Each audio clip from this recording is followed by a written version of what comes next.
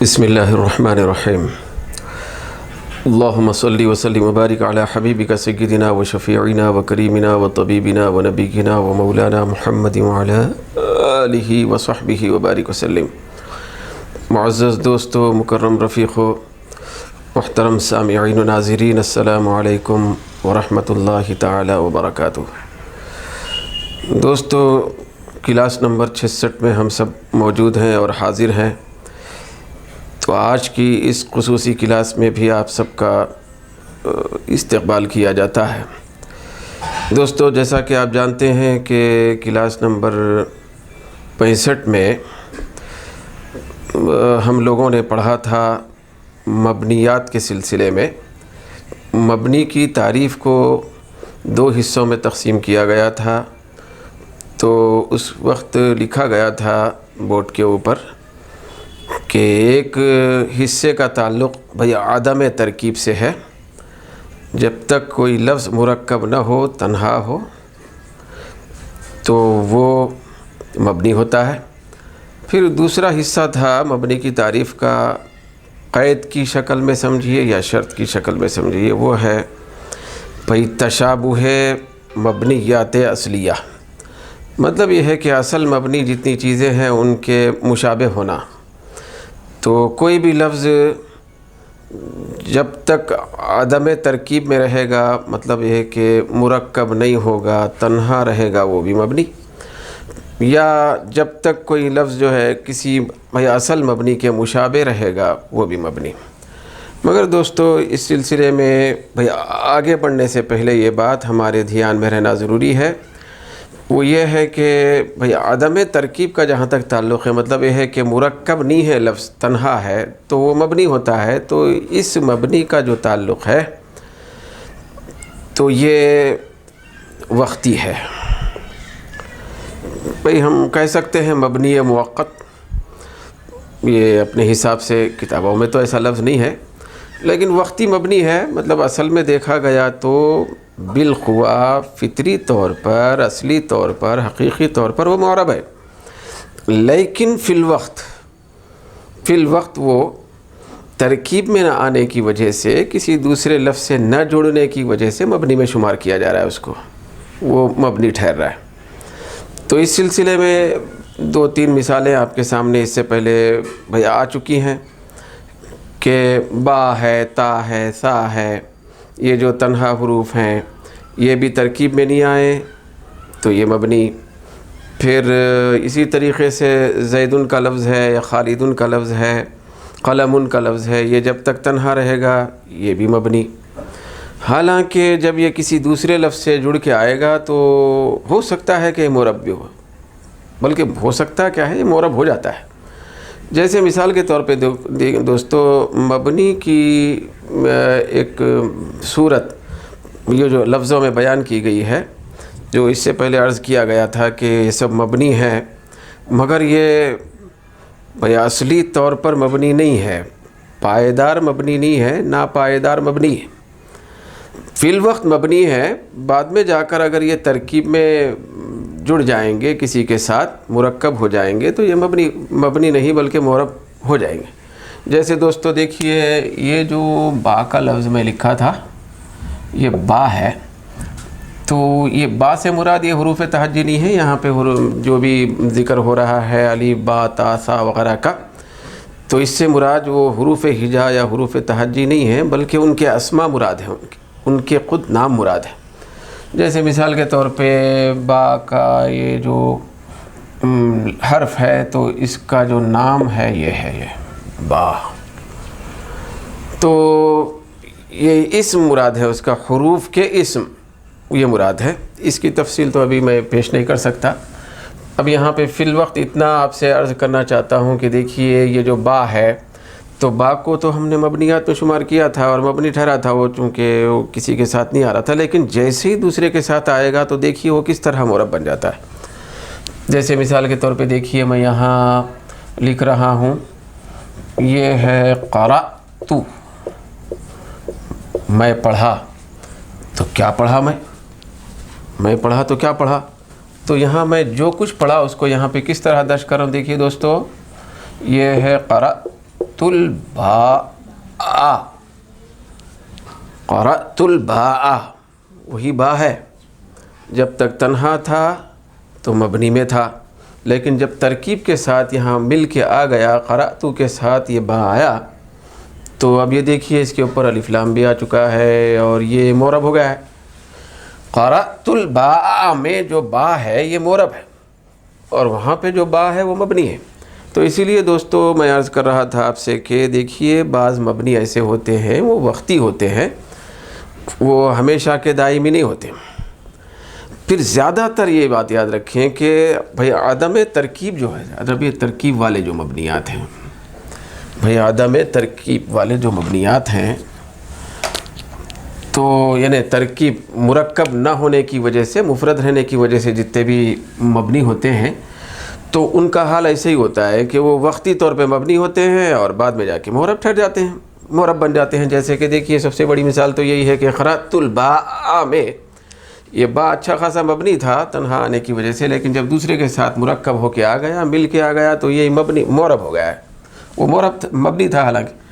تو یہ جو عدم ترکیب والے جتنے بھی ہوتے ہیں تقریباً جو ہے نا وہ مبنی وقتی ہوتے ہیں، مبنی موقت، وقتی طور پر مبنی، بعد میں جا کے معرب ہو جاتا ہے۔ پھر اسی طریقے سے دوستو وہ جو بات آپ سے عرض کی گئی تھی، ایک ہوتا ہے تشابہ والا مبنی۔ یہ جو تشابہ والا مبنی ہے کہ اصل مبنی کے مشابہ جو ہو کے جو مبنی بنتے ہیں، اصل مبنی کے مشابہ ہو کے جو مبنی بنتے ہیں، یعنی مطلب ایسے مبنی کہ وہ اصل مبنی کے مشابہ ہونے کی وجہ سے ان کو مبنی کہا گیا۔ تو ایسے جتنے مبنیات ہوتے ہیں ان کا حال ایسا نہیں ہوتا، عدم ترکیب والے مبنی کے جیسا نہیں ہوتا۔ وہ جو مبنی ہوتے ہیں وہ تقریباً بھائی پائیدار مبنی ہوتے ہیں، پھر وہ بھی اصلی مبنی مطلب ہے کہ پائیدار مبنی ہوتے ہیں۔ وہ آگے جا کے اگر کسی کے ساتھ مل کے آ جائیں تو چلو بھائی معرب ہو جا رہا، جیسے کہ یہاں پہ ابھی یہ با کا لفظ ہے تو یہ کسی کے ساتھ مل کے آ گیا، وہ اس مراد ہے میں نے جو کہا تھا، تو وہ کیا ہو گیا، با کے یہ معرب بن گیا۔ تو وہ جو مبنی ہیں اصل مبنی کے مشابہ والے، مشابہت رکھنے والے مبنی، تشابہ کی وجہ سے جتنے چیزیں مبنی ہیں، تو وہ ترکیب میں آنے کے بعد چلو بھئی اب وہ معرب ہو جاتے، ایسا نہیں ہے بھئی، ایسا نہیں ہے۔ اکثر اس میں سے 99% ایسے مبنی ہیں جو ترکیب میں آنے کے بعد بھی وہ مبنی ہی رہتے ہیں۔ اس کا مطلب یہ ہے کہ وہ پائیدار مبنی ہے، وہ موقتی مبنی نہیں ہے، بلکہ وہ ہمیشہ کے مبنی ہے، پائیدار مبنی۔ تو تشابہ کی وجہ سے جتنے مبنیات ہوتے ہیں ان کی تعداد آپ کے سامنے اس سے پہلے پیش کی گئی تھی۔ سب سے پہلی چیز ہے تشابہ کی وجہ سے جو چیزیں مبنی ٹھہرتی ہیں ان میں سے پہلی چیز ہے مضمرات یا ضمائر، کیونکہ ان کی تعداد زیادہ ہے تو جمع کا لفظ استعمال کیا جا رہا ہے۔ ضمائر یا مضمرات دونوں جمعی ہیں، دونوں طریقے سے بھی ہم بول سکتے ہیں اور پڑھ سکتے ہیں۔ واحد اگر بولنا ہے تو ضمیر اور مضمر کہا جائے گا، دونوں کا مطلب ایک ہی ہے۔ اس کا جو لغوی معنی ہے دوستو ضمیر یا مضمر کا، وہ ہے پوشیدہ۔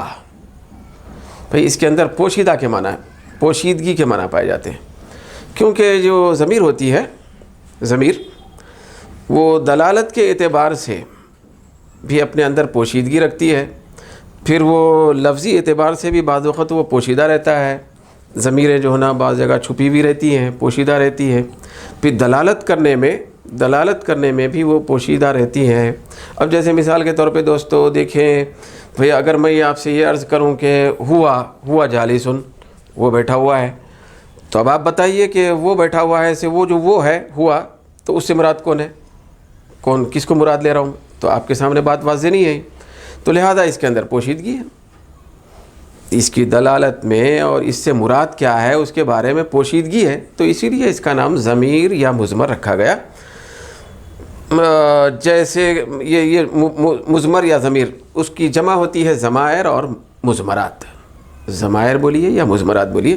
بہرحال یہ سب سے پہلے ہم لے رہے ہیں، اور پوری تعداد آپ کے سامنے بیان کی گئی تھی، وہ 8 کی تعداد تھی، جس کو اس میں غیر متمکن بھی کہا گیا، مبنی اصل کے مشابہ ہونے والے جو 8 ہیں۔ تو آج یہ ہمارے ذہن میں رکھنا ہے، ہم لوگ یہ پڑھنا ہے کہ یہ ایسے مبنی ہوتے ہیں، تشابہ والے مبنی، یعنی مبنی کی جو دو قیدیں ہیں، دو قیدوں میں سے پہلی قید جو عدم ترکیب والی ہے وہ دائمی پائیدار مبنی نہیں ہوتے، اس کی جو دوسری قید اور شرط ہے اس تشابہ، تو مشابہت رکھنے کی وجہ سے جو مبنی ہوتے ہیں وہ پائیدار مبنی ہوتے ہیں، بلکہ ایسا سمجھے مطلب یہ کہ 99%، 95% وہ مبنی پائیدار ہی ہوتے ہیں۔ مطلب یہ ہے کہ اب وہ آگے جا کے کچھ مورب ہونے کا سوال ہی پیدا نہیں ہوتا ہے۔ تو اس میں سے وہ کتنے ہیں، وہ ان کی تعداد ہے 7 قسمیں، 8 قسمیں ہیں، 8 قسمیں یہ پائیدار مبنی میں شمار کیے جاتے ہیں۔ تو اس میں سے پہلا ہے ضمیر یا مضمر، ضمائر یا مضمرات۔ تو انشاءاللہ تبارک و تعالیٰ آج ہم وہ ضمیر اور مضمر کے سلسلے میں گفتگو شروع کر رہے ہیں۔ تو ایک تو ضمیر ہے، تو ضمیر کو ہم لیں گے، مطلب یہ مبنی ہے، ضمیر یا مضمر یہ مبنی ہے۔ تو سب سے پہلے دوستو ضمیر کی تعریف یہاں پیش کی جا رہی ہے۔ اب ایک بات یاد رکھیں کہ یہ جو ضمیر ہے نا، یعنی تشابہ کی صنف میں سے، تشابہ یعنی مشابہت رکھنے کی وجہ سے جو مبنیات ہیں 8 قسموں کی، تو اس میں سے ضمیر جو قسم ہے یہ بہت زیادہ اہمیت کی حامل ہے۔ تھوڑا سا یہ تفصیل طلب بھی ہے۔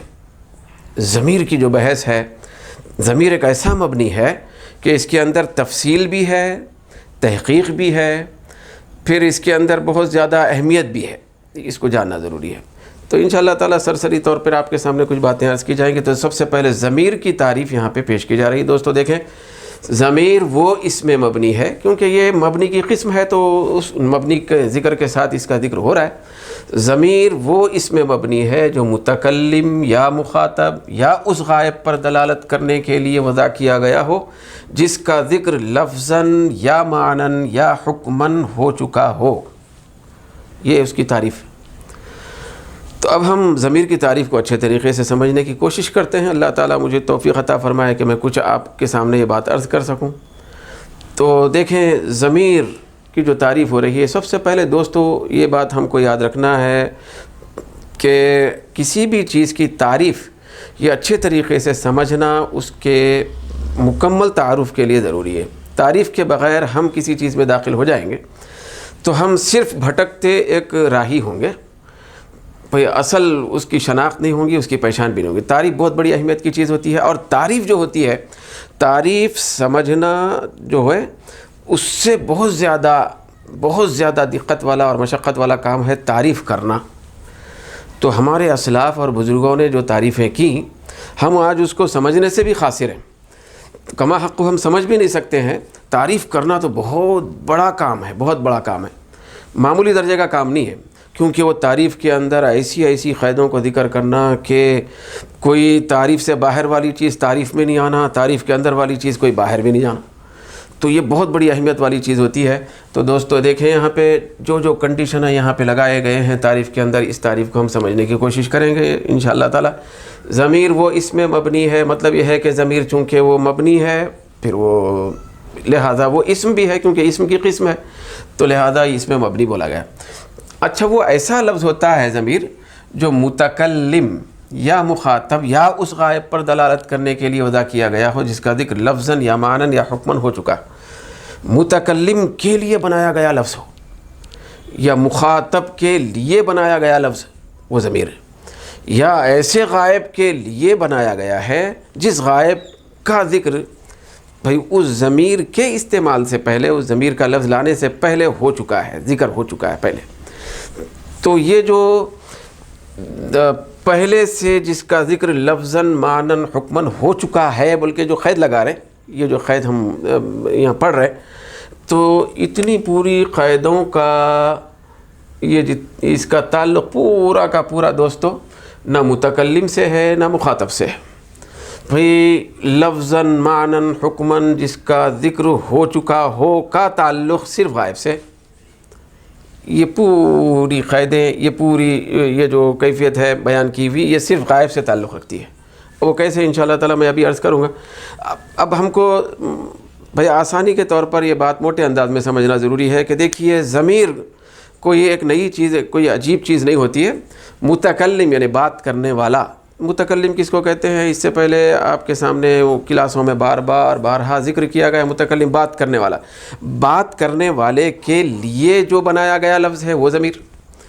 مخاطب یعنی ہم جس سے بات کر رہے ہیں تو اس کے لیے بنایا گیا ہے تو وہ ضمیر، یا غائب کے لیے جو بنایا گیا ہے جو نہ مخاطب ہے نہ بات کرنے والا ہے، دونوں سے ہٹ کے کوئی غائب ہے کوئی دور ہے تو اس کے لیے جو مقرر کیا گیا لفظ ہے اس کو بھی ضمیر کہتے ہیں۔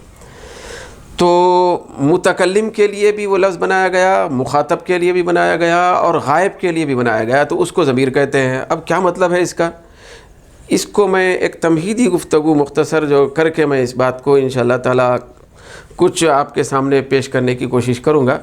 دیکھیے دوستو، ہم دنیا کے اندر، چلیے ہم کو اپنی ذاتوں کو لے لیں گے، انسان، حضرت انسان کو لے لیں تو دیکھیے انسان جو ہے، ہر انسان کا، ہر بندے کا کچھ نہ کچھ نام ہے۔ ہر بندے کا کچھ نہ کچھ نام ہے، بغیر نام کے کوئی ہو ہی نہیں سکتا۔ بلکہ جب دنیا میں کوئی بندہ آتا ہے تو سب سے پہلے تو نام رکھا جاتا ہے، تو نام رکھنے کی تلقین بھی ہے، نام ہے، ہر ایک کا نام ہوتا ہے، انفرادی طور پہ نام ہوتا ہے۔ کسی کا خالد ہے، کسی کا محمود ہے، کسی کا رشید ہے، کسی کا فرید ہے، کسی کا ابراہیم ہے، کسی کا حامد ہے، کسی کا محمود ہے۔ بہرحال یہ نام ہے، ہر ایک کے الگ الگ شناختی نام ہے، شناخت کے لیے، پہچان کے لیے نام ہے۔ اور یہ نام جو ہے، یہ نام پہچان کے لیے ہی ہیں، اس سے پہچان میں اور شناخت میں آسانی ہوتی ہے۔ بھئی اگر یہ نام نہ ہوتے تو پہچان میں، شناخت میں آسانی نہیں ہوتی تھی۔ تو یہ نام وضع کیے گئے، نام مقرر کیے گئے، ہر ایک کے نام الگ الگ رکھے گئے۔ لیکن کبھی کبھی ایسا ہوتا ہے دوستو، میں اختصار کر کے عرض کرنا چاہتا ہوں کہ دیکھیے یہ نام ہے پورے شناخت کے لیے مقرر کیے گئے، لیکن کبھی کبھی ناموں کو استعمال کرنا، جو نام شناخت اور پہچان کے لیے رکھے گئے تو ان کو استعمال کر کے بات کرنا کبھی کبھی معیوب ہوتا ہے، مطلب ایک عیبدار چیز بن جاتی ہے اور عجیب الجھن کی چیز، بلکہ بعض خود یہ ایک بس کرو بھائی یہ بات بار بار مت ذکر کرو، ایسا کہنے کی بات پڑتی ہے۔ مطلب یہ کہ آدمی تنگ آ جاتا ہے، بعض بار بار نام کو ذکر کرنا یہ اچھا نہیں لگتا، حالانکہ شناخت کے لیے مقرر کیے گئے۔ جیسے مثال کے طور پہ اگر ایک بچہ ہے، اس کا نام اویس ہے، تو وہ بچہ جو ہے اگر یہ کہہ رہا ہے اپنے بارے میں وہی گفتگو کر رہا ہے، وہ متکلم ہے، بات کر رہا ہے، مگر بات کس انداز سے کر رہا ہے، اپنے کاموں کے بارے میں، اپنے افعال کے بارے میں اس طرح کر رہا ہے، وہ اپنے بارے میں کہہ رہا ہے۔ دیکھیے کیسے، کیا اچھا لگتا ہے۔ دیکھیے جیسے اویس گھر سے نکلا، بھئی اویس مدرسے میں داخل ہوا، بھئی اویس نے نماز پڑھی، بھئی اویس کھانا کھایا، اویس پانی پیا، اویس چائے پیا۔ اب یہ دیکھیے بار بار یہ اویس کا لفظ استعمال کرنا یہ اچھا نہیں لگتا، یہ بات کرنے والا خود اپنا نام بار بار استعمال کرنا یہ بھی اچھا نہیں لگتا۔ تو اپنا نام ہم خود استعمال کرنا اچھا نہیں لگتا تو پھر دوسرے کا نام بار بار ذکر کرنا وہ کہاں اچھا لگے گا۔ جیسے ہم کسی سے گفتگو کر رہے ہیں، مخاطب ہے وہ، اس سے اس کا نام ابراہیم ہے، تو اب ہم آپ اور تم ایسا لفظ استعمال کیے بغیر صرف ابراہیم، بھئی ابراہیم کب آیا، بھئی ابراہیم کب گیا، بھئی ابراہیم کیا کھائے گا، پھر ابراہیم کیا پیے گا، اسی کے بارے میں جو ہمارے منہ کے سامنے کھڑا ہوا ہے اس کے بارے میں کہہ رہے ہیں، تو یہ اچھا نہیں لگے گا، تو لہذا یہ تو ہوگا متکلم و مخاطب کا معاملہ کہ یہ آمنے سامنے ہو رہا ہے مسئلہ، تو یہ اس میں بار بار نام کا ذکر کرنا اچھا نہیں لگ رہا۔ تو اب غائب کے بارے میں کیسے اچھا لگے گا، جیسے وہ اچھا نہیں لگتا، بار بار اس کا نام اسماعیل ہے یا خالد ہے تو بار بار اس کے بارے میں نام لے کے بولتے جانا، ہر چیز سینکڑوں کام آپ اس کے بتا رہے نام لے کے، تو سامنے والا بولے بھائی سر میں درد ہو رہا، بھائی بند کر دو اس کو۔ تو اس طرح کی کیفیت ہوگی، بار بار نام لینا یہ قباحت والا بن جا سکتا ہے، ایک عیبدار بن جا سکتا ہے۔ تو اس کے بدلے میں، بار بار نام لینے کے بدلے میں جس لفظ کو مقرر کیا گیا ہے اس کو ضمیر کہتے ہیں۔ ضمیر کی باضابطہ تعریف تو یہی ہے، لیکن میں ایک بھائی آسانی کے لیے بات عرض کر رہا ہوں، نام کے بدلے میں، کھلے نام کے بدلے میں جو چیز بنائی گئی ہے، جو لفظ مقرر کیا گیا ہے اس کو ضمیر کہتے ہیں۔ بار بار خالد کے بجائے میں کہنا، اس کے لیے خالد کے بدلے میں استعمال ہو رہا میں، خالد کے بدلے میں استعمال ہو رہا تو، خالد کے بدلے میں استعمال ہو رہا ہے وہ۔ تو نام اسم کے بدلے میں جو لفظ استعمال ہوتا ہے اس کو ضمیر کہتے ہیں۔ یہ مختصر سا ہم خاکہ ذہن میں رکھنا چاہیے۔ تو اسی لیے دوستو جب ہم کتابیں پڑھتے ہیں اور آگے بڑھتے ہیں تو ہم کو یہ دو چیزیں ہم کو ملتی ہیں۔ دیکھیے یہ ہے ایک لفظ میں لکھ رہا ہوں، ایک لفظ کیا ہے دیکھیے، یہ دیکھیے یہ ہے اسم ظاہر، یہ ہے اسم ظاہر۔ اسم ظاہر کا مطلب وہی کھلا نام، خالد، رشید، فرید، حمید، محمود، قلم، گھر، یہ کھلا کھلا جو نام ہے نا، ظاہر کھلا نام ہے، تو اس کو اسم ظاہر کہتے ہیں۔ تو اس کے مد مقابل میں بھئی ایک اسم ذکر کیا جاتا ہے، اسی کو اسم ضمیر کہتے ہیں۔ یہ دیکھیے اسم ظاہر کے مقابلے میں یہ اسم ضمیر ہے، یہ اسم ضمیر۔ تو اسم ظاہر کا مطلب خالد، رشید، فرید، حمید، پھر اسم ضمیر کا مطلب وہی ہے جس کا ہم اب ذکر کر رہے ہیں، وہ، تو، میں، ہم، یہ سب، بھئی آپ، یہ سب کا سب اسم ضمیر ہے۔ تو اسم ظاہر کے بدلے میں جو لفظ مقرر کیا گیا کہ وہ استعمال کیا جائے تو وہ اسم ضمیر ہے، وہ تو، میں، ہم والا۔ تو اس کے لیے الفاظ مقرر ہے، عربی میں ہر زبان میں ہے، ضمیر ہر زبان میں ہے، تو عربی میں بھی الفاظ مقرر ہیں تو اس کو ضمیر کہتے ہیں۔ یہاں دیکھیے دوستو، تو متکلم کے لیے جو مقرر کیا گیا لفظ اس کو ضمیر کہیں گے۔ جیسے متکلم کے لیے میں بات کرنا چاہتا ہوں میرے بارے میں تو میں کہوں گا میں کہہ کر بات کروں گا، یا ہم کہہ کے سب مل کے بات کریں گے۔ کئی لوگ ہیں وہ اپنے بارے میں بتانا چاہ رہے ہیں، وہ خود بولنے والے ہیں تو وہ کہیں گے ہم۔ تو یہ جو میں اور ہم ہے یہ متکلم ہے۔ تو میں اور ہم کے لیے جو الفاظ عربی میں مقرر کیے گئے، میں کے لیے انا، ہم کے لیے نحن، تو یہ مقرر کیے گئے متکلم یعنی بات کرنے والے استعمال کرنے کے لیے، تو لہذا اس کو ضمیر کہیں گے۔ جیسے کہ ضمیر وہ اس میں مبنی ہے جو متکلم کے لیے مقرر کیا گیا، وضع کیا گیا، یا مخاطب کے لیے وضع کیا گیا ہو۔ تو مخاطب نے سامنے والے سے گفتگو کرتے وقت تو اس کے سامنے جو الفاظ استعمال کیے جاتے ہیں اس کا نام ذکر کیے بغیر، تو وہ جو مقرر کیے گئے الفاظ ہیں مقررات، تو ان کو بھی ضمیر کہیں گے، مخاطب نے حاضر۔ جیسے کہ تو ہے، تم ہے، آپ ہے، تم سب، تم ہے، تم دونوں ہے، تم، آپ، تو، یہ جو الفاظ ہیں یہ اردو میں تو یہ ہو گئے حاضر کے لیے مقرر کیے گئے الفاظ، یہ ضمیر ہے۔ باضابطہ کھلے نام کے بدلے میں حاضر کے لیے استعمال کیے جانے والے الفاظ، تو، تم، بھئی آپ، تو یہ ہو گئی مخاطب کے لیے مقرر کیا گیا۔ تو اس کے لیے بھی عربی میں الفاظ مقرر ہیں، بھئی انتا ہے، بھئی انتما ہے، انتم ہے، انتی ہے، انتما ہے، انتنا ہے، یہ سب کیا ہے، آپ، تو، تم، اس سب کے لیے مقرر کیا گیا ہے۔ تو یہ ہو گیا مخاطب کے لیے مقرر کیے گئے الفاظ۔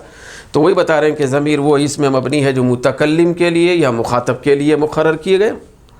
پھر اسی طریقے سے دوستو ہم آگے بڑھتے ہیں تو ایک تھوڑی مشکل گھڑی آتی ہے، یا اس غائب پر دلالت کرنے کے لیے وضع کیا گیا ہو جس کا ذکر لفظاً معناً حکماً ہو چکا ہے۔ اب ذرا غائب کے سلسلے میں تھوڑی سی تفصیل ہے۔ اب دیکھیے غائب یعنی وہ کے لیے کوئی دور ہے، ہم سے دور ہے اور ہم سے بہت مطلب ہے کہ غائب ہے، تو اس کے لیے استعمال کیے جانے والے، اس کے نام کے بدلے میں استعمال کیے جانے والے الفاظ بھی مقرر ہیں۔ جیسے کہ ہم اردو میں وہ کہتے ہیں، وہ کا لفظ استعمال کرتے ہیں، تو یہ جو وہ کا لفظ استعمال کیا جا رہا ہے کسی کے نام کے بدلے میں، وہ دور ہو تو اس وقت تو یہ غائب کے لیے مقرر کیا گیا لفظ ہے۔ تو عربی زبان چونکہ یہ بڑی وسیع زبان ہے تو اس کے اندر کیا ہے، خالی وہ نہیں ہے غائب کے لیے، پھر حاضر کے لیے تو نہیں ہے صرف، تم دونوں کے لیے الگ ہے، تم سب کے لیے الگ ہے، تو عورت ہے تو الگ ہے، تم دونوں عورتیں ہیں تو الگ ہے، تم سب عورتیں ہیں تو الگ ہے، تو ایک ہے تو الگ ہے، ایسا الگ الگ ہے۔ تو غائب کے لیے بھی ایسے الفاظ مقرر ہیں، وہ کے لیے، وہ ایک کے لیے الگ ہے، وہ دونوں کے لیے الگ ہے، وہ سب کے لیے الگ ہے، مرد اگر ہوں، مذکر ہوں۔ پھر عورت کے لیے بھی، مؤنث کے لیے بھی یہی حال ہے، وہ ایک عورت ہے تو اس کے لیے الگ لفظ مقرر ہے، وہ کے لیے، دو عورتیں اگر ہیں تو وہ دونوں کے لیے الگ مقرر ہے، اگر وہ دو سے زائد ہیں تو ان کے لیے الگ مقرر ہے۔ تو اس طرح ایک 6 الفاظ وہ ہوتے ہیں، جیسے کہ ہوا ہے، ہما ہے، ہم ہے، ہیا ہے، ہما ہے، ہننا ہے، یہ غائب وہ کے معنی کے لیے ہے۔ تو لہٰذا یہ غائب کے لیے مقرر کیے ہوئے الفاظ ہیں، تو یہ بھی کیا ہے، ضمیر ہے، یہ کہ چاہے وہ متکلم کے لیے مقرر کیے گئے ہوں یا مخاطب کے لیے مقرر کیے گئے ہوں یا غائب کے لیے مقرر کیے گئے ہوں۔ اب غائب کے لیے جب مقرر کیے گئے تو یہ جو غائب ہے تو غائب پر دلالت کرنے کے لیے اور اس کے لیے وہ لفظ استعمال کرنے کے لیے، غائب کے لیے، وہ کے لیے، اس کے لیے 3 شرائط ہیں دوستو، 3 شرائط ہیں۔ 3 شرائط میں سے دیکھیے، وہ غائب پر دلالت کرے، غائب ہونے کو بتانے کے لیے وہ لفظ مقرر کیا گیا ہے، مگر یہ غائب کی ضمیر، غائب کا یعنی ہوا کا لفظ، ہما کا لفظ، ہم کا لفظ، یہ اس وقت بولیں گے ہم جب کہ وہ بولے جانے والی ضمیر سے پہلے، ہوا سے پہلے، ہم سے پہلے، ہیا سے پہلے کسی چیز کا ذکر گزر چکا ہے۔ پہلے کوئی چیز گزری تب کہیں جا کے ہم وہ کہیں گے۔ بھئی ایسا نہیں ہو سکتا کہ پہلے کوئی چیز گزری ہی نہیں، بالکل گفتگو کی ابتدا ہو رہی ہے ابھی، بھئی اچانک میں کہہ رہا ہوں، وہ بیٹھا ہوا ہے، ابھی حاضرین جتنے ہیں، کوئی بھی ہیں سننے والے ہیں، تو وہ لوگ سمجھیں گے نہیں کہ وہ کس کے لیے استعمال کر رہے ہیں۔ تو پہلے سے یعنی وہ کا لفظ استعمال کرنے کے لیے، پھر عربی کے حساب سے ہوا، ہما، ہم، ہیا، ہما، ہننا استعمال کرنے کے لیے پہلے ان کا ذکر گزرنا ضروری ہے۔ پہلے جو ذکر گزرتا ہے تو وہ 3 طریقے کا ہے، یا تو لفظاً گزرنا، یا تو لفظاً گزرنا۔ دیکھیے دوستو، یہاں پہ دیکھیے، میں ایک مثال یہاں پہ عرض کر رہا ہوں، عام طور پہ مثال نہیں دی جاتی ہے اور میں صرف بھائی آسانی کے لیے عرض کر رہا ہوں۔ یہاں دیکھیے زیدن کا لفظ میں نے لکھا، زیدن، یہ پہلے تذکرہ آ گیا لفظاً، پھر اس کے بعد میں لکھ رہا ہوں ہوا، پھر اس کے بعد یہ دیکھیے قائمن، دیکھیے زید وہ کھڑا ہوا ہے۔ تو یہ جو ہوا کا لفظ ہے، غائب کی ضمیر، غائب کے لیے بتانے والا، دلالت کرنے والا جو لفظ ہے ہوا، یہ اس وقت میں نے استعمال کیا جبکہ پہلے ایک چیز یعنی زید کا ذکر ہوا، لفظی طور پہ ہوا ہے، لفظاً ذکر ہے یہ، یعنی لفظاً دکھنے میں بھی آ رہا، لکھنے میں بھی آ رہا، تو یہ لفظاً ہے، بولنے میں بھی آ رہا۔ تو لہذا یہ زیدن کا لفظ پہلے استعمال کیا گیا، یہ تلفظ میں آیا، پھر کہیں جا کر ہوا کا لفظ لایا گیا، یہ ضمیر، تو اب یہ مناسب ہوا کام۔ پھر اگر یہ زیدن کا لفظ استعمال کیے بغیر ہم ڈائریکٹ اگر ہوا کا لفظ استعمال کریں گے تو یہ ہوا سے یعنی وہ سے مراد کون ہے پتہ ہی نہیں چلے گا، اس لیے یہ غیر قانونی ہوگا۔ ایک لفظاً ذکر، اس کا ذکر، کسی چیز کا ذکر گزرنا ضروری ہے، پھر تب کہیں جا کر وہ ہوا یا ہم استعمال ہونا چاہیے۔ یہ ہے لفظاً ذکر ہوا ہو، اس کی مثال۔ دوسرا یہ ہے کہ معنن اس کا ذکر ہوا ہو، لفظی نہ بھی ہو تو معنوی طور پر، مفہومی طور پر اس کا ذکر ہوا، تو کم سے کم وہ تو ہونا چاہیے۔ جیسے مثال کے طور پہ دوستو، یہ دیکھیے عام طور پہ یہ مثال دی جاتی ہے، یہ اعدلو، تو یہ اعدلو ہوا، یہ قرآن مجید کی آیت مبارکہ کا حصہ ہے۔ یہ دیکھیے ہوا اقرب للتقوی،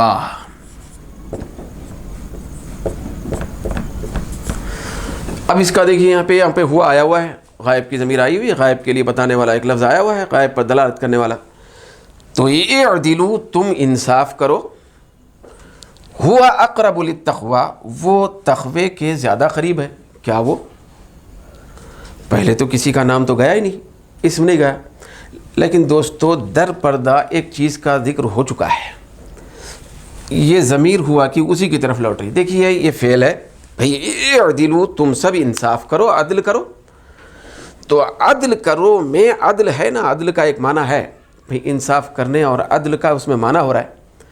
تو وہ جو عدل کا معنی اس فعل کے اندر پایا جا رہا ہے بنیادی طور پر، یعنی تم سب عدل کرو، انصاف کرو، تو انصاف اور عدل کا جو مفہوم اور معنی اس کے اندر آ رہا ہے، تو اسی کی طرف یہ ہوا کی ضمیر جا رہی ہے۔ تو اس کا مطلب یہ ہے کہ یہ لفظ کی طرف نہیں جا رہی، اعدلو تو یہ تو فعل ہے، اس کی طرف ضمیر نہیں جاتی، تو یہ اس کے اندر کا جو معنی ہے بھیا عدل اور انصاف، تو اس کی طرف ضمیر لوٹ رہی ہے، تو وہ معنی کی طرف لوٹ رہی ہے، معنوی طور پر ذکر ہوا ہے پہلے عدل کا، لہذا یہ ہوا کی ضمیر لوٹانا صحیح ہے۔ تم انصاف کرو، وہ تقوی کے زیادہ قریب ہے، بولنے کا مطلب وہ انصاف کرنا، وہ انصاف و عدل تقوی کے زیادہ قریب ہے۔ تو معنی کی طرف ضمیر لوٹ رہی ہے جو اعدلو کے اندر پایا جاتا ہے، تو معنوی طور پر ذکر ہوا ہے بھئی عدل کا، تو اس کی طرف وہ ضمیر جا رہی ہے۔ یا تو لفظی طور پہ پہلے ذکر ہونا ضمیر لوٹانے سے پہلے، وہ ہوا وغیرہ استعمال کرنے سے پہلے، یا نہیں تو معنوی طور پر تذکرہ ہونا، یہ 2 چیزیں ہو گئیں۔ تیسری چیز ہے حکماً اس کا ذکر ہوا، یا تو لفظی یا معنوی یا حکمی طور پہ ہو۔ حکماً کا مطلب کیا ہے؟ تو اس کو میں ایک مثال سے عرض کرتا ہوں دوستو. اس کا زیادہ تعلق ذہن سے ہوتا ہے, ذہن سے. جیسے کہ بھائی آپ ایک جگہ بیٹھے ہوئے ہیں, تو ایک صاحب گزر رہے تھے آپ کے سامنے سے, تو انہوں نے آپ سے پوچھا کیسے ہو, سب ٹھیک ہے نا؟ تو آپ برملا ان کے سامنے فوری کہنے اس کا کرم ہے, اس کا کرم ہے. تو آپ ایک بات بتائیے, مطلب یہ اس کا جب لفظ استعمال کیا جائے نا, اس کا غائب کے لیے بولا جا رہا ہے لفظ, تو اس کا کرم ہے, تو یہ اس کا سے کیا مراد ہے؟ نہ لفظی طور پہ ذکر ہوا اس کا, نہ معنوی طور پہ ذکر ہوا, کوئی لفظ بھی نہیں کہا اس سے پہلے, جیسے کہ اندر سے کوئی معنی مراد لیں. مگر سننے والے اور گزرنے والے, پوچھنے والے اور جس سے پوچھا جا رہا وہ سب کچھ جانتے ہیں اس کا کیا مطلب ہے. بھائی اس کا کرم ہے, تو اچانک سب کے ذہن میں آ گیا کہ مطلب اللہ کا کرم. بھائی اس کا سے مراد اللہ رب العزت کی ذات. تو یہ کیسے سمجھے آپ, اس کا سے مراد اللہ تعالیٰ کی ذات؟ تو اصل میں اس کا جو بھئی اصل دلالت کرنے کا جو مفہوم ہے نا, وہ ذہنوں میں موجود ہے, ذہن میں, کیونکہ سب کے ذہن میں ہے کہ کرم اس کا ہوتا ہے. تو لہذا اس کا لفظ جب استعمال کیا گیا, لفظی طور پر کسی چیز کو بولے بغیر, معنوی طور پر کسی چیز کو لیے بغیر, اس کا کرم ہے بولا گیا, تو یہ ہو گیا حکماً تذکرہ. ذہن میں جو ہے وہ تذکرہ ہے. ذہن میں جو مفہوم اور معنی ہے, ذہن میں جو مراد ہے, تو وہ مراد اس کی طرف وہ ضمیر لوٹ رہی ہے اور وہ مراد ہو جاتا ہے. تو حکماً تذکرے میں آتا ہے. ذہن میں رہنے والا جو تصور ہے وہ حکمی طور پر تذکرہ ہوتا ہے.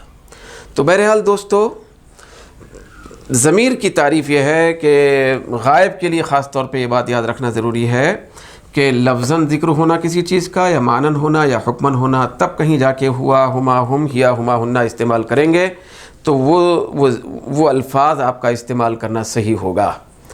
تو لہذا یہ ضمیر کی تعریف تھی جو آپ کے سامنے پیش کی گئی. انشاءاللہ تبارک و تعالی ضمیر کی قسمیں اور اس کی اقسام, پھر ان کی تعداد وغیرہ کے سلسلے میں انشاءاللہ تبارک و تعالی اگلی کلاس میں آپ کے سامنے تذکرہ ہوگا. پروردگار عالم ہم سب کی کوتاہیوں کو دور فرمائے, ہم سب کو مولا تعالی اپنے فضل و کرم میں رکھے. وما علینا الا البلاغ.